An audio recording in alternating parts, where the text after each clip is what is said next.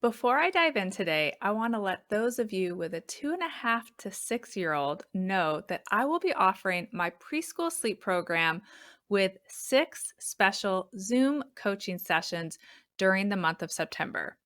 So you can purchase your preschool sleep champion course at any time, but I will only be offering coaching sessions along with the program 3 times per year. So, if you're interested in learning more about the September coaching group, please visit AllisonEdgety.com/, preschool sleep coaching. Okay, on to today's episode. As I was preparing for this episode, I was seeing friends in other parts of the country post back to school pictures of their kids. So while my girls won't be starting school for another week or so, I realize many children are already back in school. So whether you're preparing to send your child back to school or you're already in the throes of the new school year, this episode will help you think about optimal sleep as it relates to school.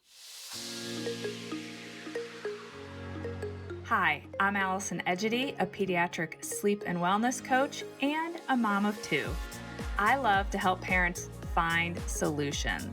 This is How Long Till Bedtime.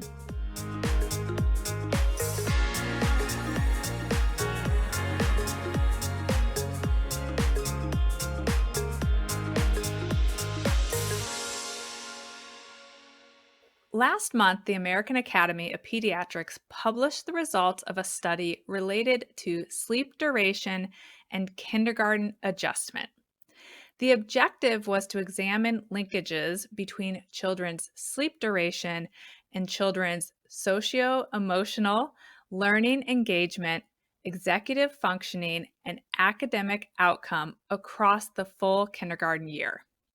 The study, which included 221 children, showed that regularity of nighttime sleep in which children slept 10 or more hours per night, especially during the pre K year, consistently predicted more favorable kindergarten outcomes in both socio emotional, learning engagement, and academic domains.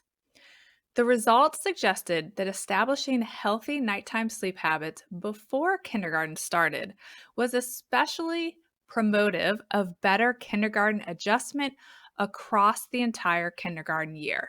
This was not surprising to me, of course, but I'm going to link to the piece in the show notes so that you can read more about the study and the findings.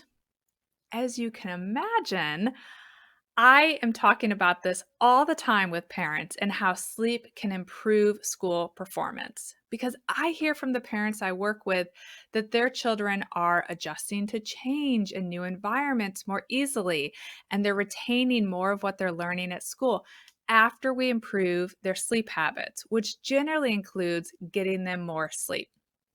So I was happy to see this study because I think it's a good reminder as to just how important sleep is for our young children as it relates to this adjustment into a new school year and to school performance. And when it comes to starting a new school year, it's pretty common that our children's sleep schedules need a little adjusting in order for them to get the optimal amount of night sleep. Many families, including my own, have been more relaxed with sleep schedules over the summer since our kids don't need to be getting up early every single morning. So many young children are going to need to wake much earlier than they've been used to in the recent weeks or months once school starts. I know that there are elementary age children in my neighborhood who board the school bus before 7 a.m. So, needing to wake at 6 a.m. can be a really rude awakening, pun intended, if you have a child whose sleep schedule has included sleeping in much later than that. So, how do you know how much sleep your child truly needs to really perform well in school and to adjust well to this new school year? And how do you adjust their schedule if you know it needs some tweaking? The exact amount of sleep that your child needs is the amount that allows them to be happy, alert, and focused at school. And it allows them to come home without crumbling into a tired mess. but I always find it helpful to have ranges in mind. So I'm going to share some with you, but know that they're kind of big. So you really need to hone in on your child's specific needs. So it is recommended that children between the age of 2 and 3 years old get 10.5 to 12 hours of sleep each night.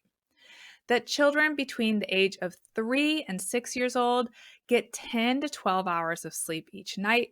And children between the age of 7 and 13 years old get 9 to 11 hours of sleep each night. As a point of reference, my 8 year old is her best little self when she gets 11 to 11 and a half hours of sleep. And my 9.5 year old is her best little self when she gets 10 to 10 and a half hours of sleep. So they're 18 months apart, but there's a pretty wide range there, a full hour in how much sleep they need. Can they get by on less? Yes, they certainly have. Yes, they certainly can, and they have been during many parts of this summer. But when it comes to the school year, my goal will be at least 11 hours for Ainsley and at least 10 hours for Addison, because that's going to allow them to perform their best in school and to enjoy the school year. When they get overtired, that's when we start to resist school. It's like, I don't want to do my homework. I don't want to go to school today. That really only happens when they're tired. So sleep makes the school year more enjoyable for them and for me. So, in addition to your child's behavior indicating that they are well rested, another really key indicator is if you need to wake your child up before school. You really want your child waking naturally in the morning. The truth is, this is what we want for all of us. We really don't want to have to be woken up by alarms because that's an indicator that we are short on sleep. So if you need to wake your child fairly regularly to get ready for school, I assure you that they could benefit from more sleep. And I'd strongly recommend having them go to bed earlier to make that happen. Now, let's talk about what shifting a sleep schedule can look like. If your child isn't already back in school, I recommend using the 3 to 7 days leading up to the first day of school to adjust their body to a new sleep schedule.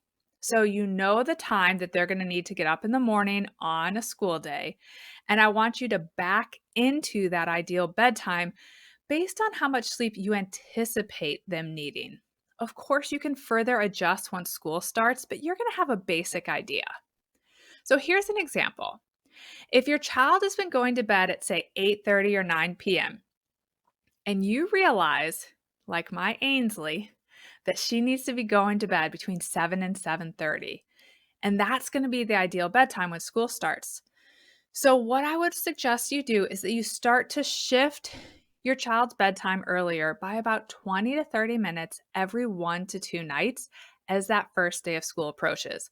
So the bigger shift you need to make, the more of a runway you want, ideally. So the key to this shift working is going to be you waking your child that 20 to 30 minutes earlier the morning before each shift. So if your child's been waking up at 8 a.m.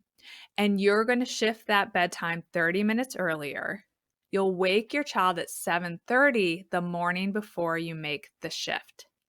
And then before each additional shift, if more are needed, you're going to wake them that much earlier. So if you're going to shift it another 20 minutes earlier, you're going to shift the wake up 20 minutes earlier. So we're going to shift everything back so that by the time school starts, they're waking very close, if not at the time they need to for school, and you've backed them into that ideal bedtime or at least close to it. Now, if school has already started and you didn't have time to ease into this earlier bedtime, just dive right in to that early bedtime. That is going to help your child not build up a bunch of sleep debt right out of the gate for the school year. So I assure you that after a couple days back at school, your child is going to be ready to go to bed earlier if you've been waking them up to go to school or if they're coming home a hot mess. Once you've backed their bedtime up early enough that your child is no longer needing to be woken up in the morning and they're happy and alert throughout the day, you've probably found the sweet spot bedtime.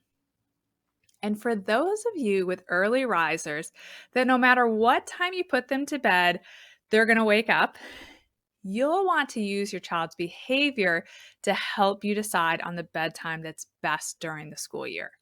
You want a bedtime that allows them to get within those ranges I previously mentioned and really allows them to be their happy, best little selves all day. You really need their behavior to help you decide what is the optimal amount of sleep. So that will be the behavior you see and most likely the feedback you're receiving from school.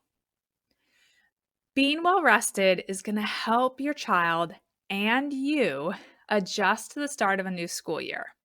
Getting the proper amount of sleep will also help your child behave well, listen well, perform well, and just enjoy school more. I see it with my kids all the time.